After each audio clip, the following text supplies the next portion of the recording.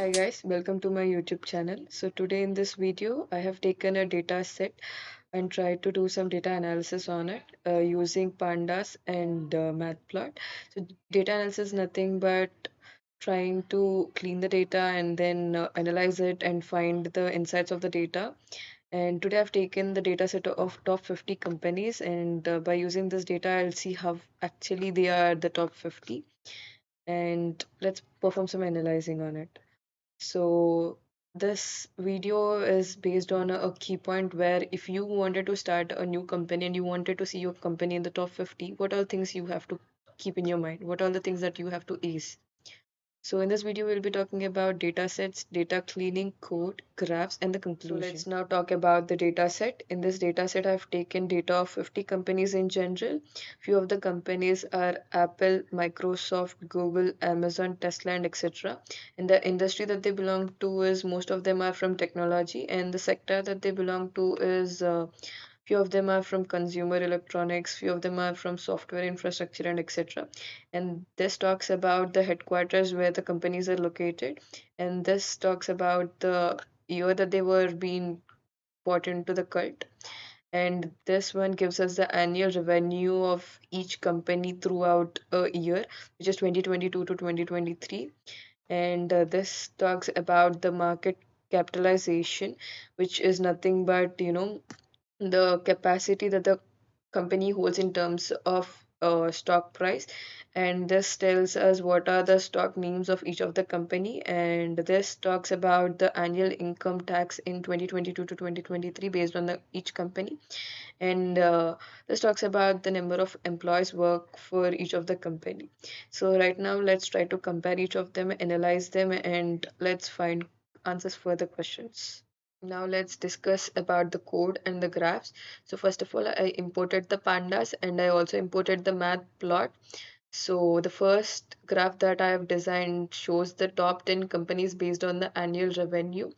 So first I tried to sort all the annual revenue in the ascending order by setting it to false, which gives me the descending order. And then I have taken my x-axis as company name and y-axis as annual revenue, and I also gave it a title. And I made the rotation set to 90 so that each name of the company is visible. So now let's look into the graph. So by observing the graph, we can figure out that Amazon is generating the highest annual revenue, which is followed by Apple and then Google and then Microsoft and so on and so forth. So the next code that I've wrote was for to print the top 10 industries based on the market capitalization. So first of all, I tried to sort the values of the market capitalization in descending order, and also I tried to take the top 10. So I set the color to black and gray, and I also took the x-axis as sectors and the y-axis as market capitalization. And after analyzing this, I got to know that the customer electronics has the highest market capitalization, and then the software infrastructure, which is followed by software applications and etc. The next graphs discusses about the distribution of highest revenue companies by headquarter states, the state where the headquarters are present. So first of all, I tried to calculate the average revenue for each company by using the mean function, and then select the top states with the highest average revenue for five or more companies by setting it to min, and then try to figure out a pie chart for this. So the pie chart looks something like this. So by observing the pie chart, we can easily figure out that Washington, most of the companies which are present in Washington had a noticeable growth on their revenue, which is quite similar for the California and Texas. Now let's talk about the other part of the code, and this code contains the top 15 employee size category by annual revenue. So few of the people have this assumption that the more the employees you have, more the annual revenue that you can generate. For showing that, I have tried to write this code. So first of all, I selected the top 15 employee size categories by the total annual revenue that they generate in separate, and then try to calculate the percentage of it. And then after I calculated the percentage of it, I tried to compare it and try to make a graph out of it. So this graph shows that even if you have higher number of employees, yeah, you do have a chance of getting the highest revenue, but it doesn't matter actually based on the size. That's all I can conclude from this graph. Now let's go to the other part of the graph. This graph shows the the variation between the market capitalization and the annual income.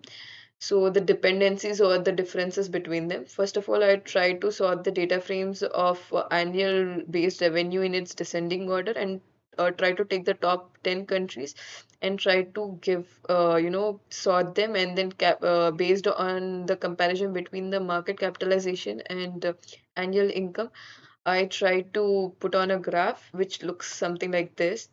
We can see that Amazon has the highest market capitalization than compared to Apple, and then Google also goes on the same order that we have seen in the annual revenue generation. So this graph actually gives a connection between, or the versatility between the market capitalization and annual income. And next, let's talk about this graph. This graph generally talks about the top companies based on the annual revenue and how versus the annual income. So based on the annual revenue, is there any connection to your annual, income rate? Income tax, sorry. So after you have tried to displace it, the companies which has the highest revenue generated actually need not pay highest income tax. So as you know, the Amazon in the before graphs had got its highest revenue generated, but it is not actually paying the highest income tax. Whereas the other, Apple was also on the top position in annual revenue, but it still gets, highest income tax. So it generally doesn't depend on whether on your annual revenue.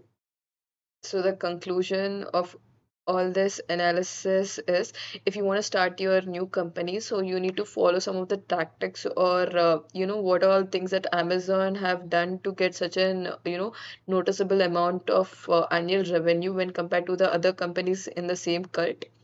And also you should make sure that you have your hands into the customer electronics, as it has got a very high boom in the industry, and actually people are looking forward to invest and get shares from customer electronics. And also, if you have your headquarters in Washington, people are actually noticing your company and are ready to invest in that. And it was proved that the companies which have their headquarters in Washington was actually able to generate the highest revenue, which is followed by California and then Texas. And also, in this graph, I tried to discuss the relationship between, if you have highest number of employees, are you able to generate the highest annual income? So it has proved that actually, so even if you have less number of employees but a quality ones who work, you can actually generate the highest annual income.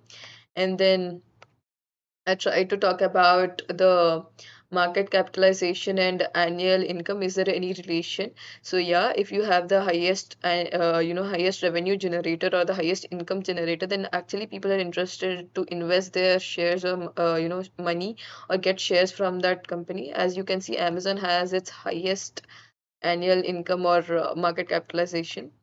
And this graph actually talks, if a particular company is generating the highest annual revenue, is it necessary that even it has to pay the highest income tax? Actually, it is proved wrong, because in all the above graphs that I have discussed, Amazon has the highest annual revenue generated. So but you can see that it has to pay a little amount than compared to the other companies as the tax, whereas the followed by companies which generate equal amount, not equal amount but nearly equal to Amazon, are supposed to pay the highest income tax. So I hope this is all as a conclusion. Thanks for watching the video.